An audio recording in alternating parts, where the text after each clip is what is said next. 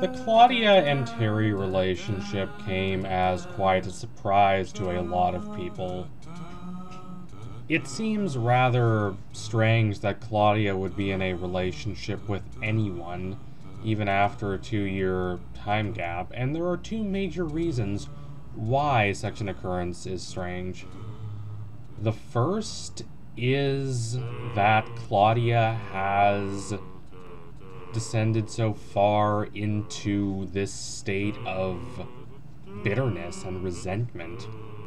That resentment flashes in her eyes multiple times in Season 4, especially during what I consider one of the season's best moments, her interactions with Soren, where she demonstrates how completely she has been enthralled by not just the temptations of Erebos, but the narratives he constructs, the binary, hyperpolarized oppositions he gives her between the elves and the humans. She has proved herself willing to try to kill the king in order to save her father, as she demonstrates at the end of Season 3. She is a traitor. She is helping a force of absolute darkness return to the world, and she is fittingly filled with anguish and surly loathing. Not perhaps the best person to be in a relationship with, and it's especially strange because the guy that she's in a relationship with is an elf.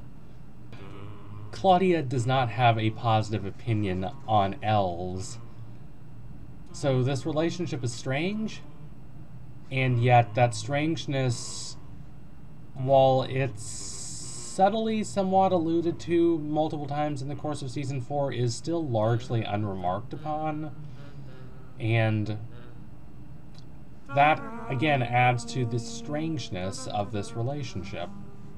But it's also strange for another reason, which is that Claudia has, from what we've seen, been spending most of her last 2 years in this cave, surrounded only by the venomous whisperings of Erebos and the somehow magically maintained corpse of her father. She does not have a lot of contact, it is implied, with the outside world, and perhaps there are practical reasons for that as well as ideological ones. She would probably be branded a traitor and captured, or worse, if people knew who she was and what she had done. Considering these circumstances, she has probably not spent a lot of time around other people, and her demeanor, which is much more monomaniac than what we see of her in Season 3, reflects that isolation. So how does she come to spend all this time with Terry? Sure, Terry is an outsider, and they perhaps have that in common, if very little else, but the relationship is still strange. It's unnerving and disorienting. And in the future, I think I would like to see the show play up that disorientation. I would like to see the show analyze what it means for this relationship to exist. Why is Claudia so willing to commit herself to this elf? This seeming emblem of what she has come to loathe. Sure, he is not like a lot of other elves, but still, was she someone who gave this relationship a lot of second thoughts? Did she compartmentalize it like she often does? She is a person who apparently has no problem maintaining this cutesy, quirky demeanor and still committing acts of bloodthirsty, cruel violence. So she is quite good at compartmentalizing, we know that. But this relationship is no less of an enigma than it was when the show revealed it ahead of Season 4. I would love to see how they met. Not because I absolutely need to see every little detail of these characters' lives, but because I think more context and more information regarding the history of this relationship would be useful. So does this relationship work? I don't know. And I don't know on two counts. I don't know whether it works for Claudia and Terry, whether it is a beneficial relationship for them. And I don't know whether it is an artistic success for the show. So much of these questions depend on what happens in Season 5 and in future seasons of the show. Claudia is bound to Terry only by their strange, offbeat sense of humor, apparently, and more dramatically speaking, by their isolation, their deracination from any organic, traditional sense of community.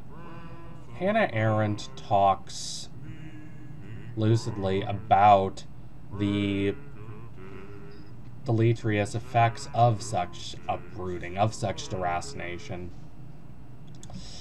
She talks in her famous book on totalitarianism, which is so often cited for its work on the specifics of the Nazi regime, but it is honestly a far more interesting book for how it talks about the social and political dynamics that led to the breaking apart of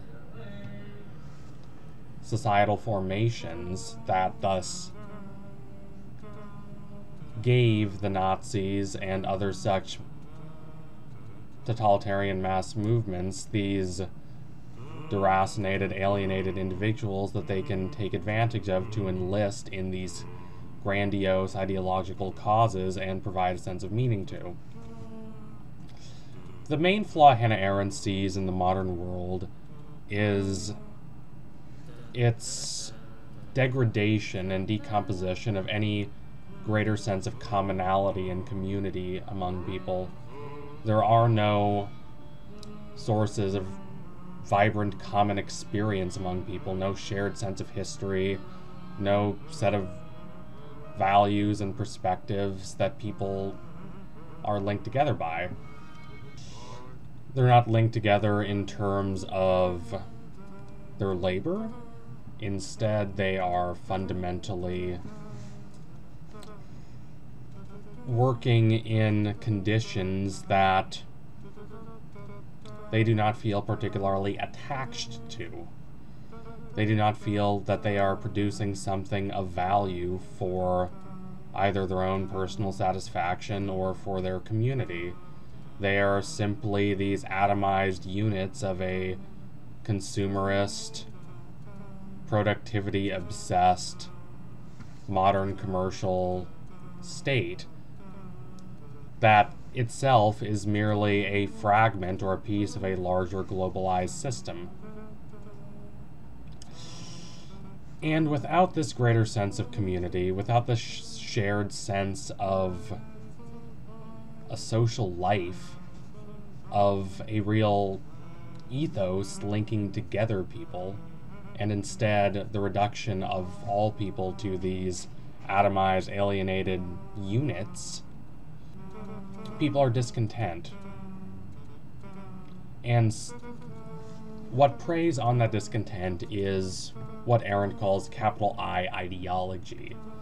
This is different from, say, oh hey, I'm left-wing or I'm right-wing. Ideology with a capital I for Arendt is basically a replacement for a religious system, except it's even more extravagant than that. It is a system of belief that will make the world make sense. It will give you a sense of purpose. It will provide you answers to every single question you might have in your life. It will give you that profound transcendence. This is promising for alienated people, and it is because of that that it is so dangerous. This is fundamentally authoritarian thinking, this idea that these simplistic platitudes can provide you all the answers that you want, that what is good and what is bad is not something that the individual has to try to decide for themselves, but something that can be determined by this ideological system. I hope it's not too much of a stretch to see how this is applicable to both Terry and Claudia. What binds them together is this basic ideology. They want to release Erebos, but more than that, they want to fight back, it seems, against a system that they believe has wronged them. And it's not that they're wrong exactly, it's that their visions are a bit too narrow, a bit too reductive. They believe their mission will provide them any source of answers. That's the temptation Erebos offers: complete clarity, complete certainty. A pristine, untainted method that one can use to establish a sense of profound clarity in oneself and in one's relationships with others. And this is dangerous. But it's especially true for Claudia. Even if Claudia is treated a bit too quirkily in Season 4, I think, there are these darker moments that there really aren't for Terry. Terry, I believe, does share a lot of Claudia's values, perhaps more so than he would admit. If he didn't, if he found those values completely worthy of hate and loathing, he would not be with her as attractive as he might find her. And I want to see more darkness in Terry. I don't have any problem with him being this trans representation in the show. That's fine. Nothing wrong with that. What is unfortunate, however, would be if his status as this positive representation causes the show to neglect or gloss over the darker implications of the character and of his relationship with Claudia. Because there is something mutually enabling there. There is something rather corrosive in that relationship. That's not to say the relationship is necessarily bad or that there aren't positive aspects of it. Saying that would be absurd. There are sweet moments between them, and Terry does demonstrate that he is able to pull Claudia back from this state of complete vengeance and complete loathing and ire and rancor. And yet, Claudia and Terry are linked together by their mission to free Erebos, by their dislike, I'd say, of the elven establishment, and in their almost millenarian belief that once they accomplish their mission, they will have the peace of mind that they seek. A true sense of community and connection requires more than just an ideological link. The connection provided by ideology is phantom-like. It can provide no true nourishment to the spirit, as Aaron talks so eloquently about. As long as Claudia and Terry remain linked to this fundamentally grim and gruesome project of freeing Erebos, however understandable their motives might be, they will be isolated from others and thus be isolated from any opportunities to form a positive sense of interaction and community and connection with others. And both of them could really benefit from such interaction. So thank you all for watching. If you liked what you saw today, don't forget to like, comment, and subscribe. Donate to my Patreon if you can and you want to see more videos like this. I'm not sure I said this quite so bluntly in the video itself, but whether this relationship is good as an artistic choice depends on whether the show is willing to confront Terry's reasons for being with Claudia. And perhaps Claudia's reasons for being with Terry as well. I want more information, and I wanted to delve into that sense of ambivalent darkness that does underlie a lot in this relationship, I think. In any case, tune in soon for next analysis. Will be coming soon. Donate to my Patreon.